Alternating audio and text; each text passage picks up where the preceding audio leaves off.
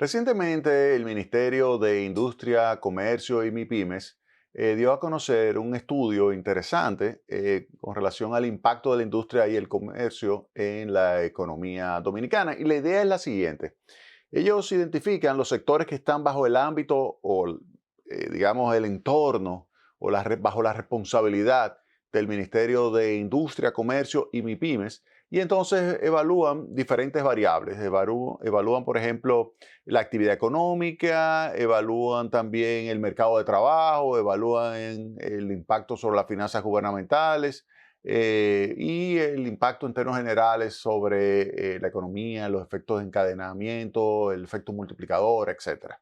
Un estudio interesante, lo elaboró Magín Díaz, muy buen amigo, excelente economista, lo elaboró para el Ministerio de Industria y Comercio y MIPIMES, y yo hice una entrada a mi blog, aquí está, Impacto de la Industria y el Comercio en la economía dominicana. Y comienzo señalando los sectores que son identificados dentro del ámbito de influencia del Ministerio de Industria y Comercio, como son zona franca, industria, manufacturera local, comercio, construcción, transporte y almacenamiento y otros servicios. Y este estudio rápidamente arranca con esto, con lo que es el impacto de esos sectores sobre la actividad económica. Y esto usted lo mide muy fácilmente. Usted identifica cuáles son esos sectores de acuerdo a la estadística del Banco Central, que levanta y elabora las cuentas nacionales. Y con esa estadística usted puede verificar lo que es el aporte de esos sectores en conjunto al crecimiento de la economía. Y aquí vemos, por ejemplo, el estudio que dice que la gráfica muestra que los sectores económicos del área de influencia del Ministerio de Industria, Comercio y MIPIMES aportaron casi el 60%, específicamente el 58.5% del crecimiento acumulado del PIB. Si vamos a la gráfica, vemos acá lo siguiente. Miren, construcción, 17%. Hoteles, bares y restaurantes en el periodo 2021-2022, 17.2%, porque hay que recordar que hay una recuperación fuerte y, por ejemplo, en lo que va de año del crecimiento de la economía, el 58% solo lo está explicando hoteles, bares y restaurantes porque construcción en el año 2023 está cayendo.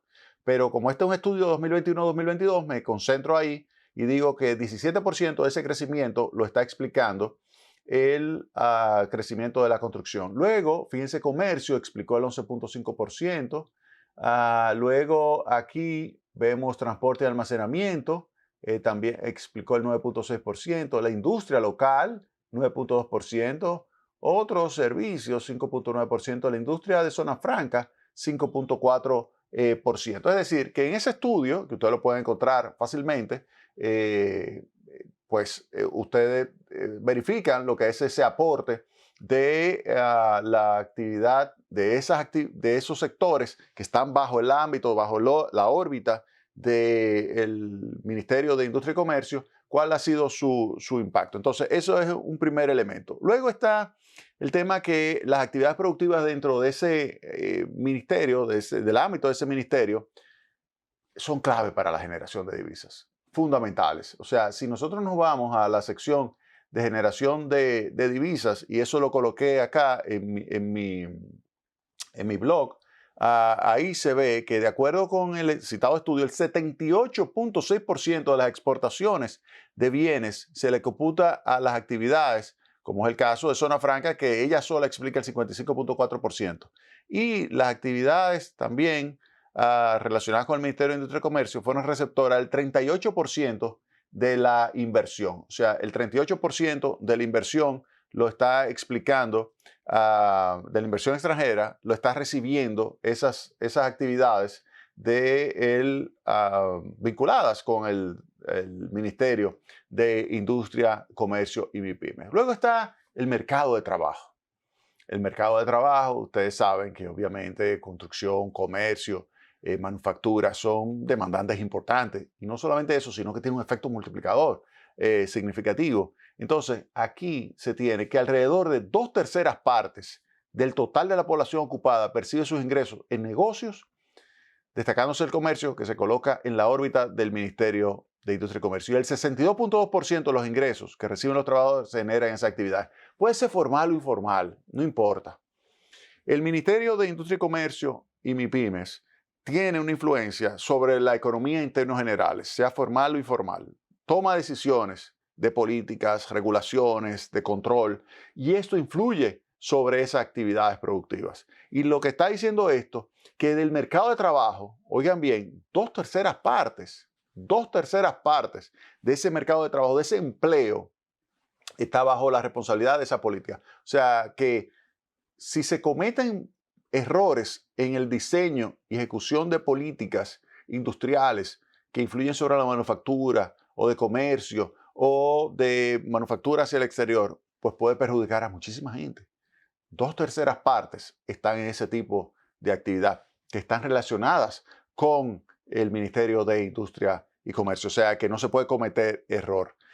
Otro tema importante que está, digamos, estrechamente vinculado es la parte correspondiente a las finanzas gubernamentales, los ingresos del gobierno. Alrededor del 40% de las recaudaciones de la Dirección General de Impuestos Internos proviene de las actividades que están en la órbita del Ministerio de Industria.